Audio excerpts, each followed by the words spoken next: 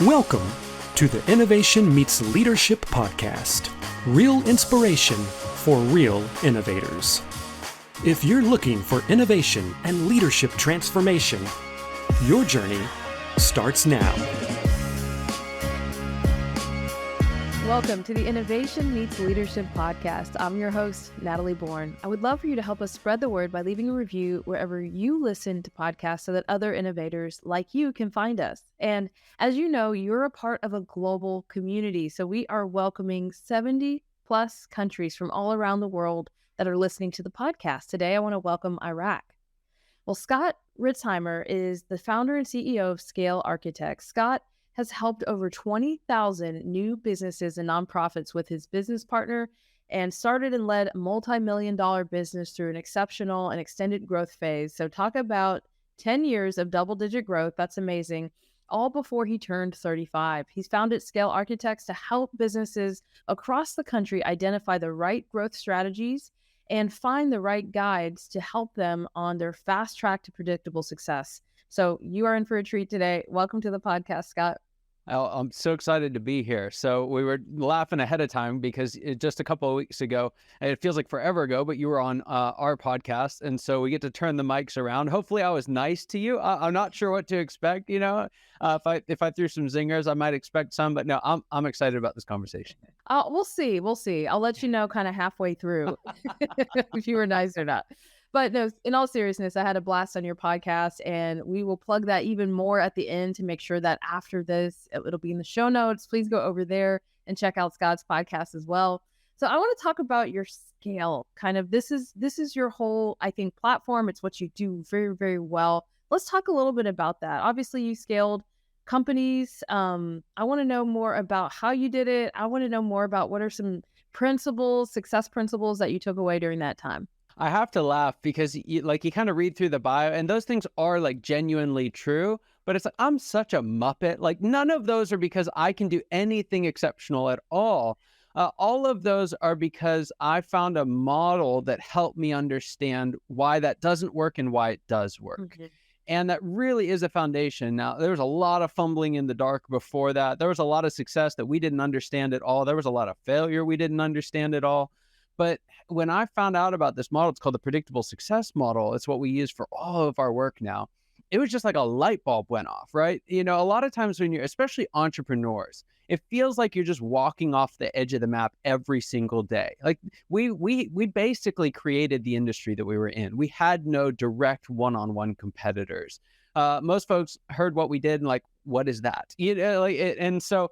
It was really exciting. It was really fun, but it led to this idea that we were the only one who knew how to do any of what we were doing, right? We're the only ones who knew how to build our organization. And if we couldn't figure it out, no one can.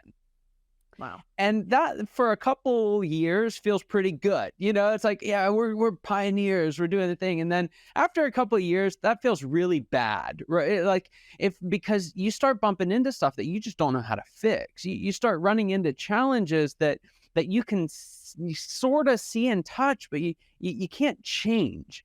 And so we're growing this organization. We're helping thousands of other businesses and nonprofits a year. And one of the things was happening, just to be real with it, is our top line was going up, but our bottom line was going down every year. Yeah.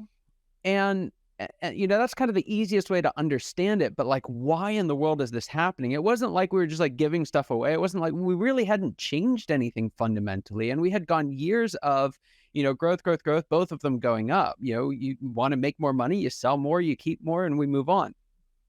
But we're hitting this challenge inside the business, and I'm seeing it happen with some of the organizations that we started early on, right? They were growing up, they were doing well, and then they started hitting this kind of similar challenge and couldn't put a finger on why, couldn't put a finger on what was happening, got real into business books at the time, you know, did the Jim Collins, the Patrick Lencioni, you know, the Gino Wickman, like just brilliant minds.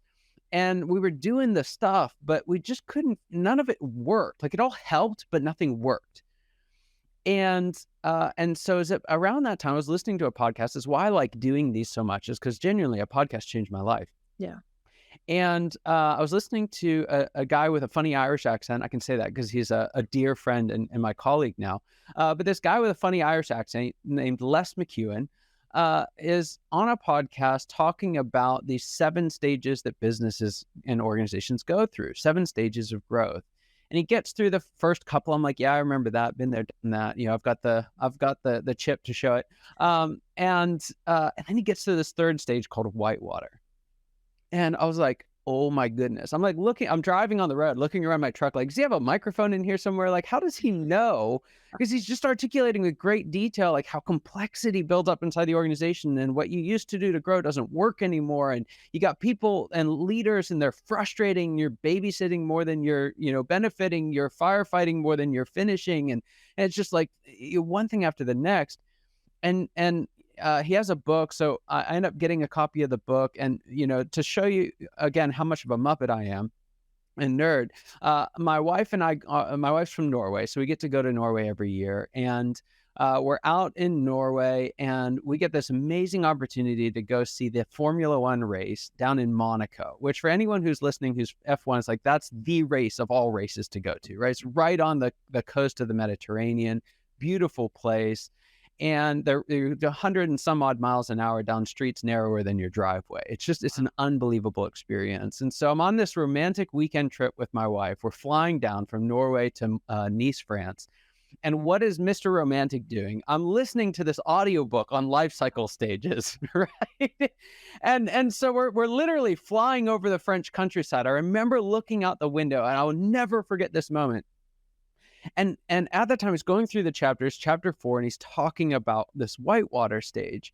And 2 thoughts hit my mind immediately. Is, oh my goodness, we're in whitewater. It was that you are here moment. Those maps where it's like you're looking everywhere, you have no idea where you are. It says you are here. It's the first time I ever felt like I knew where we actually were, Wow. not just where we wanted to go as a business.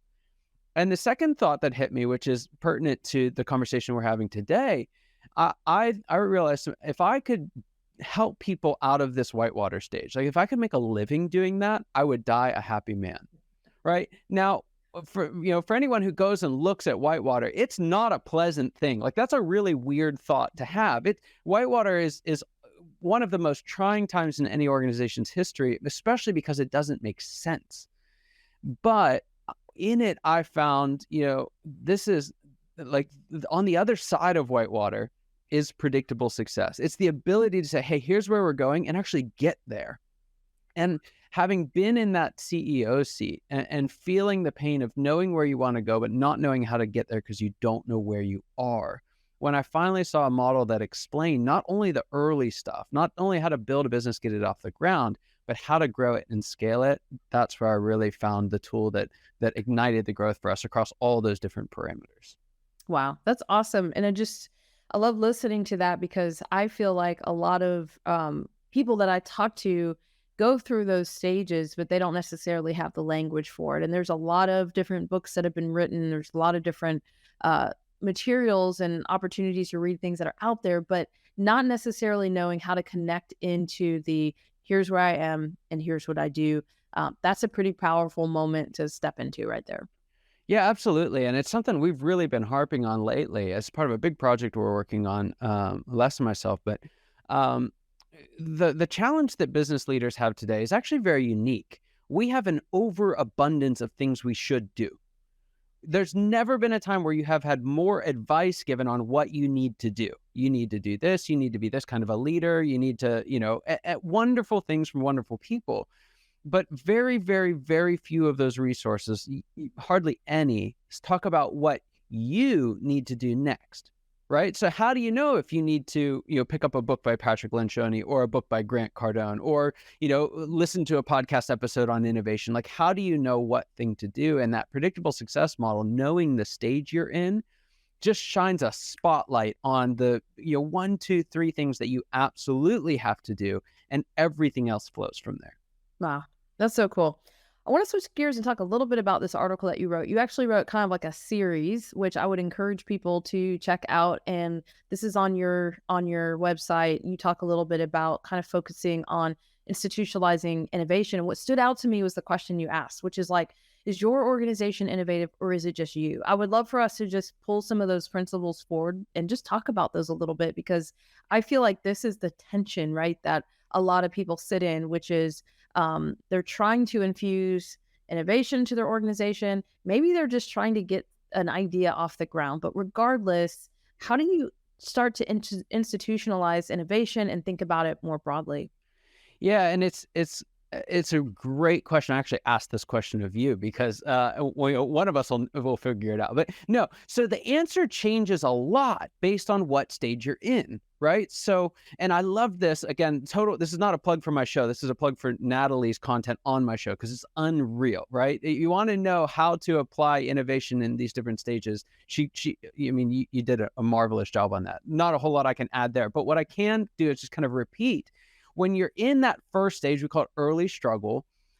Innovation is you innovate for viability, right? We've got to get this thing off the ground. And how big organizations, how small organizations do this, very different. Listen to the show, you explain it better than I will. But you're innovating for viability, right? And so it's not really about all the stuff we're going to talk about in institutionalizing innovation, because there's nothing to institutionalize it into. Your business, your idea doesn't exist yet.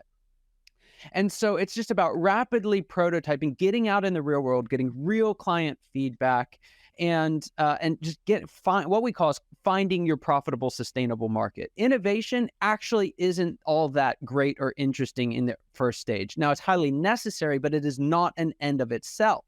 Right. And that's a trap that a lot of people get into, is that here, innovation, it has to be innovative. Well, there's lots of businesses that are starting right now that are not innovative at all. That's right. And they're doing exceptionally well. Now, that doesn't mean that that you shouldn't be innovative, but you should only be as innovative as you need to be to find a profitable, sustainable market. That's the big. So spot on.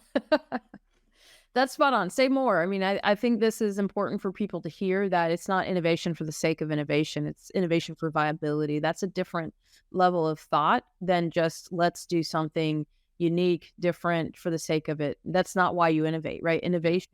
People innovate for survival. That's part of the reason why innovation is important. Yeah. I mean, it's necessity is the mother of invention, right? And so, yeah, when you're in that early stage, you have to reckon, and a proof of this, there are roofing companies that are starting every single year, and many of them do quite well. In fact, more roofing companies survive than tech companies. So, and if you say which one's more innovative, I'll let the reader decide. Innovation is not this touchstone, everything becomes magical. In some industries, it's absolutely essential. Good luck starting a brand new AI company without innovation right now. Like, it's not going to happen. So I'm not trying to down innovation at all. I'm just saying that it is not the goal. Mm-hmm. It's a tool in the early stage. And we typically do that by being innovative, right? In the early stage, it's not necessarily about building innovation. It's not necessarily about a lot of the steps we're going to talk about in a little bit here. It's just about being innovative and being ruthless in your pursuit of, again, super boring phrase, very important concept, a profitable, sustainable market. Yeah. Something I talk about all the time that you spend a little bit of time on in your article is culture, right? And this plays such a huge part in innovation. It can actually stifle innovation. It can kill innovation, and it can truly snuff it out. Let's just take a moment and touch on culture in terms of how do you view that being a extension of how to innovate? Yeah, it's a fascinating thing, because, again, I sound like a broken record here. I apologize all the time for this, but it's just the truth. Depends on the stage, right? So what happens early on by being innovative, right? By doing it, by modeling it, especially as a founder or an owner, then the culture just kind of emanates from you. It's caught more than it is taught. And so what you'll find is that most small organizations that need innovation to survive, right? The new AI company will typically be very innovative at the beginning. It's not actually because the organization is innovative. It's usually because there are enough key players that are innovative to get the whole thing moving forward. So it looks like we have a culture of innovation, but what we really have is a few really innovative people. This is Steve Jobs 1.0, right? Mm-hmm. And so what happens, the organization is relatively small, and that's about all you need, quite honestly. But as it gets bigger, as you start trying to scale your ability to innovate, that's where you can't do it alone anymore. You and your right-hand man or woman can't do it, the two of you anymore. And so it's at that point, if you want to get to and stay in predictable success, right? If you want to build an organization that can not only scale, but can scale for a long time, then innovation has to move from being a trait of the founder to the DNA of the organization. And you can't do that by just saying, go be innovative, right? You can't do it by having a process for innovation, although that's very important. You actually have to have a culture where innovation is celebrated at every level in the organization. It's not just the super innovative founder. In fact, the super innovative founder oftentimes has to get out of the way.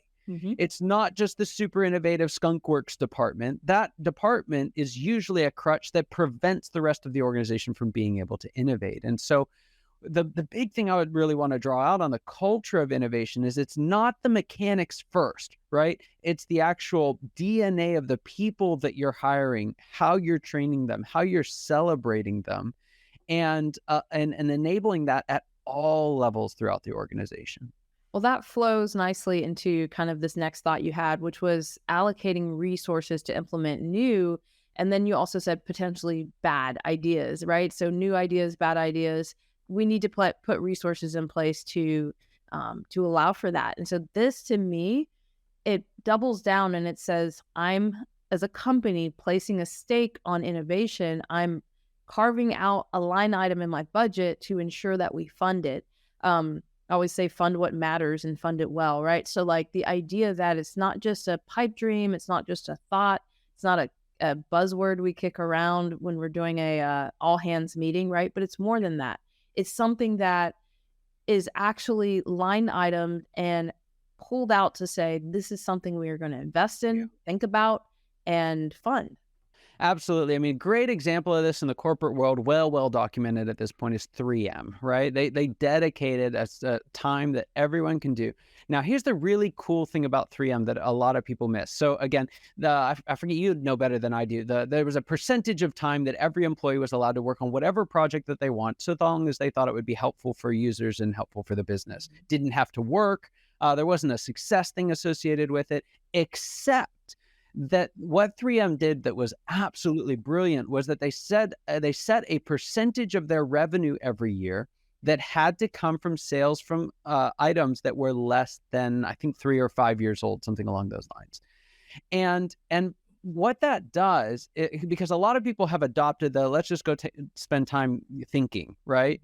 But they haven't tied that all the way through. How do we get that thing to market? Yeah. It's not about giving people time to come up with ideas. It's about allocating resources to bring those ideas to market, right? What do we talk about in the very first stage? It's about finding a profitable, sustainable market. You never graduate from that. It's always there. So any new thing you create, any new department you launch, any new location that you start, any new, software that you release, it always starts in that early struggle period, which means we've got to get it to a profitable, sustainable market. So you can't just adopt the think tank sessions. You have to find a way of getting that all the way through to implementation. Now, I want to pause on this because there's a really, really important caveat, not even caveat, just arc to this whole thing. So if we actually zoom all the way up to 100,000 feet, if you will, what happens when we get out of that whitewater period I talked about, it's just really confusing and tough and we can't scale. We don't know why. The way you get out of that is by putting in controls, creating systematization and process, and actually reducing unnecessary risk. And so that's what creates predictable success, because there's this beautiful marriage of risk mitigation and risk taking, of systematization and innovation, of creativity and consistency.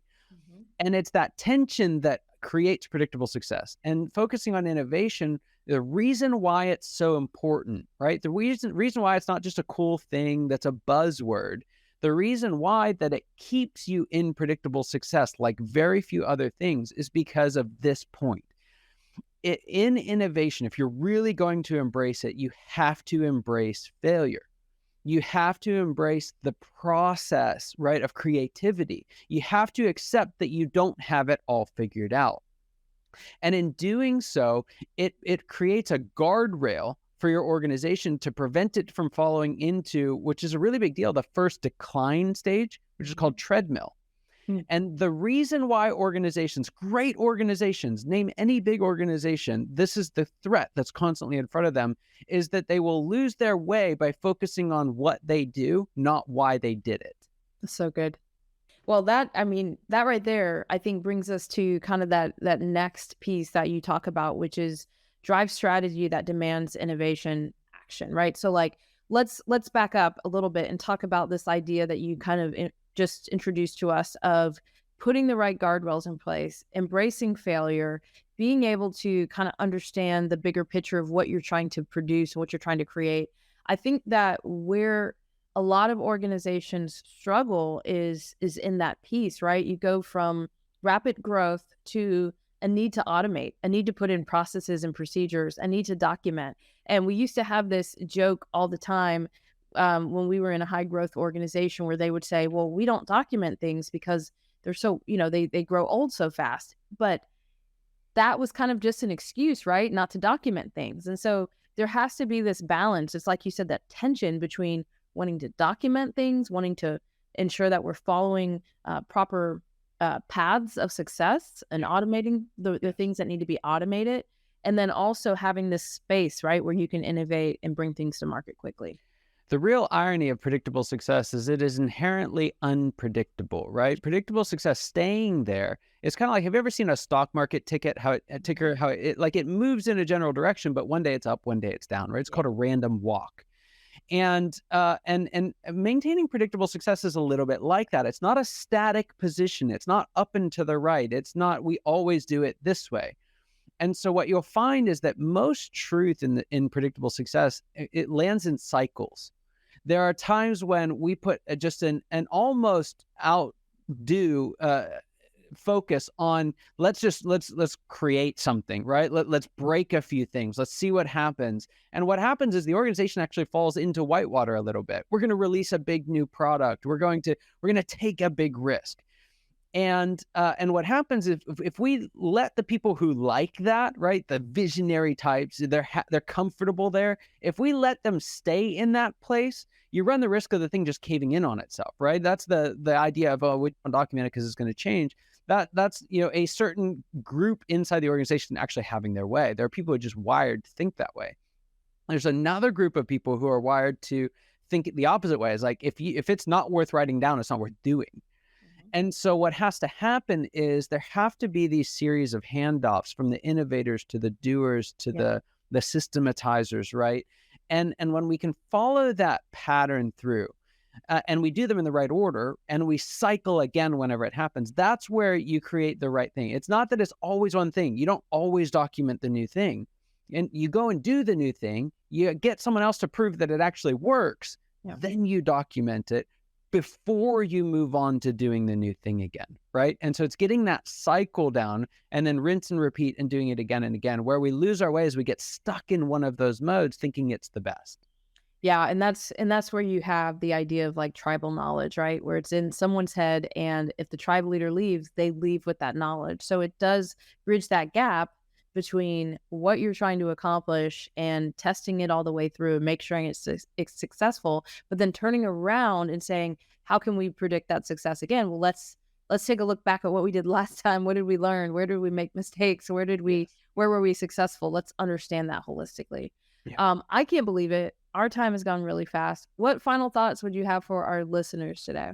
Yeah. So a final thing, I say this all the time, is you've got to, like, when it comes to innovation, when it comes to any challenge that you're facing right now as an organization, the very first thing you can do and should do to solve it is to find out where your organization is right now. Business, nonprofit, doesn't matter, any group of two or more. You can find out on scalearchitects.com and just check out, there's a life cycle quiz there. And then based on the result, that's when you know, hey, is this, yes, we're feeling this. Yes, it's a problem. Is it what we need to focus on right now? The most important question in business is when. When do we need to address this issue? And when you can get that right consistently over time, predictable success is absolutely sure to follow. I love that. Scott, where can people follow you personally as well? Yeah. So this question should be a lot easier than it is, but unfortunately I'm a junior, which means that if you look up Scott Ritzheimer, you're going to have a couple of different options here. It's a unique name, but it's not unique enough. And so I'm the better looking Scott Ritzheimer. We'll say that. No, I'm just kidding. But on all the socials, if you look up Scale Architects, that's a great way of finding us. If you look up Scott Ritzheimer on there, you'll see my stuff on there as well. You'll see my dad. Give him a shout out. Say hi, Scott. But you can find me on any of those. And then again, the Scale Architects website is just chock full of resources for founders and leaders wanting to scale. I love that. And then also check out Scott's podcast where you can find me. And as I told you, we will drop that in the show notes as well so that you can pop over there and listen to our episode. Thanks so much for your time today, Scott. This was awesome. Absolutely. It's my pleasure. Thanks. Well, to our listeners, thank you for joining the Innovation Meets Leadership podcast. Remember, don't just get out of the box, break the box and set it on fire. Let's go transform something. Thank you for joining us for the Innovation Meets Leadership podcast. Be sure to subscribe to our show on iTunes. Follow us on Instagram or Facebook at Innovation Meets Leadership. And visit our site at innovationmeetsleadership.com for more innovation resources. Hey, my new book is out, Set It on Fire, The Art of Innovation. Click on the link to learn more. And don't just get out of the box, break the box and set it on fire. Let's go transform something.